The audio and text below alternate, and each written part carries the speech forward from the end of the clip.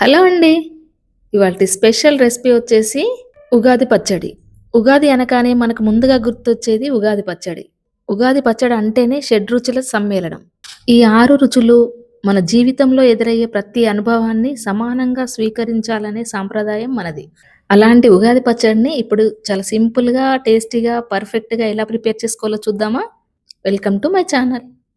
ముందుగా దీనికోసం ఇక్కడ నేను చింతపండుని ఒక పెద్ద నిమ్మకాయ సైజ్ అంత చింతపండుని తీసుకొని నీట్‌గా వాష్ చేసుకొని, మళ్ళీ దాంట్లో వాటర్ వేసి కాసేపు నాననివ్వాలి. నెక్స్ట్ తర్వాత ఇక్కడ లేత పచ్చి మామిడికాయని తీసుకోవాలి. ఇక్కడ ముదిరింది కాకుండా ఇలా లేతదైతే మనకి ఒగరుగా మంచిగా ఉంటుంది టేస్ట్ అనేది. ఇలా తీసుకొని దాన్ని చిన్న చిన్న ముక్కలుగా కట్ చేసుకోవాలి. ఉగాది పచ్చడికి ఇలా ముక్కలన్నీ చిన్న చిన్నగా ఉంటే చాలా బావుంటుంది. తర్వాత కొద్దిగా బెల్లం తీసుకొని దానిని ఇలా తురుములా చేసుకొని పక్కన పెట్టుకోవాలి. అలాగే కారం కోసం ఇక్కడ మనము మిరియాలు వాడుతున్నాము.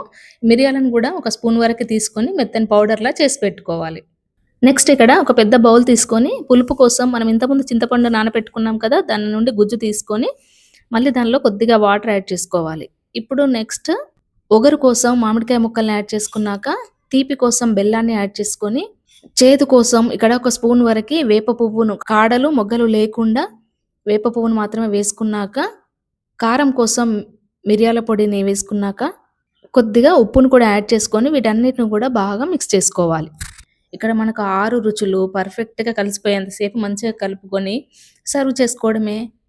చాలా సింపుల్‌గా ఈ ఉగాది పచ్చడి చేసుకోవచ్చండి. ఉగాది పచ్చడిని ఒక్కొక్క ప్లేస్‌లో ఒక్కో రకంగా ప్రిపేర్ చేసుకుంటారు. ఎలా చేసుకున్నా కూడా అందులో మాత్రం ఈ 6 రుచులు కంపల్సరీగా ఉండాల్సిందే.